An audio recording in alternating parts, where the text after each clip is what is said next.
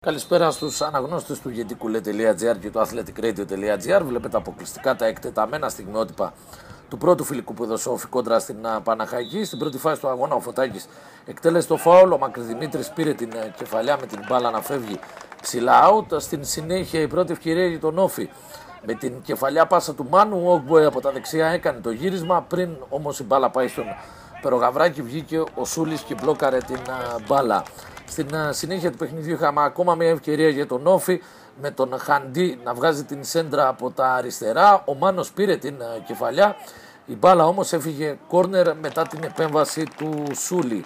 Στην συνέχεια είχαμε μια ευκαιρία για την Παναχαϊκή με τον Πολυχρόνη να κάνει το σουτ. Η μπάλα όμως έφτασε στην αγκαλιά του Στρέζου, ο οποίος μπλόκαρε χωρίς κανένα πρόβλημα.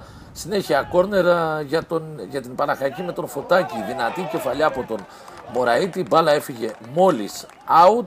Στην συνέχεια του παιχνιδιού είχαμε τον γκολ για την Παναχαϊκή με τον Ελευθεριάδη να μπαίνει να κάνει το γύρισμα. Ο Στρέζος έδιωξε αρχικά και συνέχεια ο Μωραήτης έκανε το 1-0 για την Παναχαϊκή στο 16ο λεπτό του παιχνιδιού. Εδώ βλέπετε την φάση από την αρχή. Μπήκε ο Ελευθεριάδης στην περιοχή του Όφη, έκανε το σουτ, έδιωξε ο Στρέζος από κοντά. Ο Μωραήτης άνοιξε το σκορ για την ομάδα της Παναχαϊκής. Συνέχεια είχαμε την ισοφάριση για τον Όφη. Εκτέλεσε το κόρνερ ο Νάστος. Ο Μάνος από κοντά έκανε το γύρισμα και ο Όφη ισοφάρισε σε 1-1 με τον Δημήτρη Μάνο, τον δεύτερο σκόρ του Όφη την προηγούμενη σεζόν στο πρωτάθλημα της Football League. 1-1 το σκορ στο 21ο λεπτό της αναμέτρησης. Είχαμε στην συνέχεια την ευκαιρία για την Παναχαϊκή με ένα αδύναμο σουτ του Ελευθεριάδη, μπλόκαρε ο Στρέζος. Στην πορεία του παιχνιδιού η μπάλα πήγε στον Μάνο, ο οποίος έκανε το διαγώνιο σουτ, έπεσε ο Σούλης και μπλόκαρε την μπάλα. Στην συνέχεια είχαμε το 2-1 για την Παναχαϊκή. Ο Μωραήτης έκανε την τρίπλα πάνω στον Ποτουρίδη, πλάσαρε τον Στρέζο κάνοντας το 2-1 για την Παναχαϊκή στο 31ο λεπτό της αναμέτρησης. Εδώ βλέπετε σε replay το γκολ, προήλθε από την ασυνεννοησία των παικτών του Όφη και ο Μωραήτης με ευκολία πλάσαρε τον Στρέζο για το 2-1.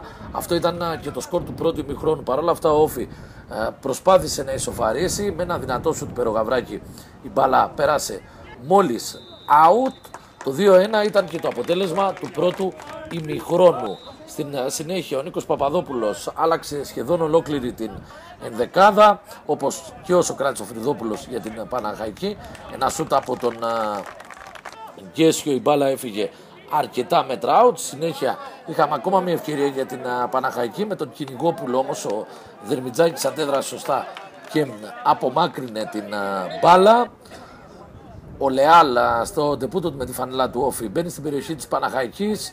Εκεί θα κερδίσει το πέναλτι στο 73ο λεπτό της αναμέτρησης. Από βάση του διαιτή του παιχνιδιού προκάλεσε αντιδράσεις. Ο Λεάλ απέναντι στον Χαλκιά ευστόχησε ισοφαρίζοντας σε 2-2 στο 73ο λεπτό της αναμέτρησης. Εδώ ξαναβλέπετε την εκτέλεση του Ουρουγανού μεσοεπιθετικού του Όφη.